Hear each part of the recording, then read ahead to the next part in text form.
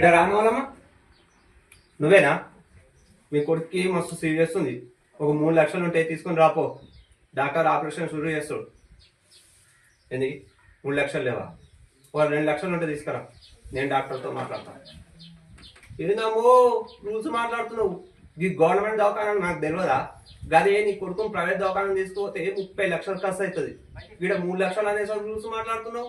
ఆయన డాక్టర్ చదువు పుణ్యం చదివిరా? నీ పుణ్యం చేయడానికి నీ కొడుకు మీద నీకు ప్రేమ ఉంటే ఆపరేషన్ చేపి, లేదా తీసుకొని పో. మళ్ళీ అట్లా మాట్లాడుతావు ఏందమ్మా? దేశంలో ఎంతమంది పోరాలు వస్తున్నారు, అందులో నీ కొడుకోకూడు.